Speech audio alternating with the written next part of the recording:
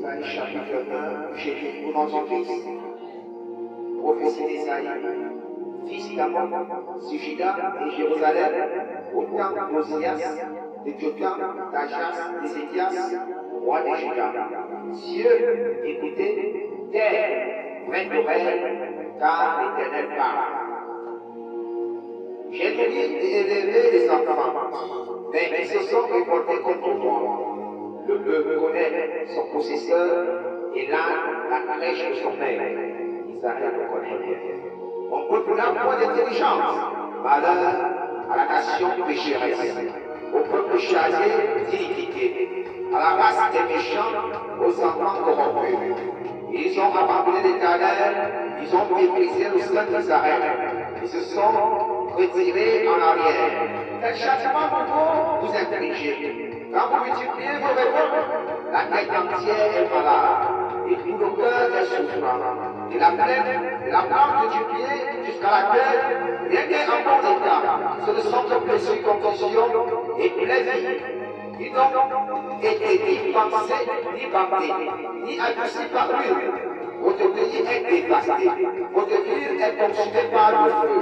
Les étrangers dévorent vos campagnes sur vos yeux, le ravage et détruisent comme des barbares, et la vie de Sion est restée comme une cabane dans une ville, comme une hutte dans un champ de cocon, comme une ville épargnée. Si l'Éternel des armées de nous eût conservé après le reste, nous serions comme Sodome, nous ressemblerions à Gomorrhe. Écoutez la parole de l'Éternel, peuple de Sodome, faites l'oreille de la loi de notre Dieu, peuple de Gomorrhe. Qu'ai-je à faire de la multitude de vos sacrifices, dit l'Éternel? Je suis rassasié de des holocaustes, des béliers et de la graisse des veaux. Je ne prends point plaisir au sang des taureaux, des brebis et des boucs. Quand vous venez vous présenter devant moi, qui vous a demandé de suivre mes parvis? Cessez d'apporter de belles offrandes. J'en ai en horreur l'encens, les nouvelles luttes, les sabbats et les assemblées. Je ne plus voir le Christ associé sur la vérité. Mon âme est aux nouvelles luttes et vos faits me sont à charge. Je suis là de les supporter. Quand vous étendez vos mains, je détourne de vous mes yeux. Quand vous multipliez les prières, je n'écoute pas. Vos mains sont pleines de sang. Avez-vous purifié? Ôtez devant mes yeux la méchanceté de vos actions. Cessez de faire le mal. Apprenez à faire le bien. Recherchez la justice, protégez l'opprimé, faites droit à l'orphelin, défendez la veuve. Venez et prions. Si l'Éternel, si vos péchés sont propres, l'eau moisie, il deviendra blanc comme la neige. S'ils sont pourris comme le bambou, ils deviendront comme la laine. Et si vous avez la bonne volonté, et si vous êtes docile, vous mangerez les meilleures productions du pays. Mais si vous résistez, et si vous êtes rebelles, vous serez dévorés par le glaive, car la bouche de l'Éternel a parlé. Quoi donc?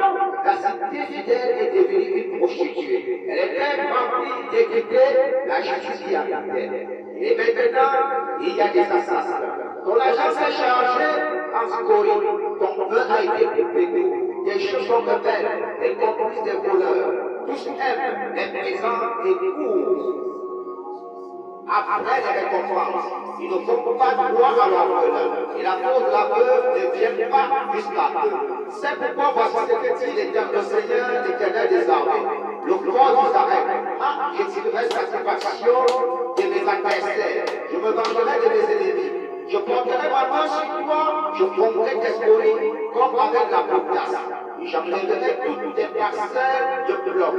Je rétablirai tes juges tels qu'ils étaient autrefois et tes conseillers tels qu'ils étaient au commencement. Après cela, on t'appellera ville de la justice et fidèle. Sion sera sauvé par la droiture. Et ceux qui s'y convertiront seront sauvés par la justice. Mais la ruine atteindra tous les rebelles et les pécheurs. Et ceux qui abandonnent l'Éternel périront. On aura honte à cause de votre rebelles et des rebelles auxquels vous prenez plaisir. Et vous girez à cause des jardins dont vous faites vos délices. Car vous serez comme un téléphone au feuillage pétri, comme un jardin qui n'a pas d'eau.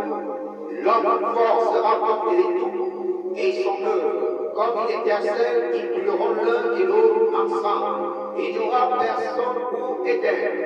C'est au nom de Jésus-Christ. que je lis ce passage. Amen.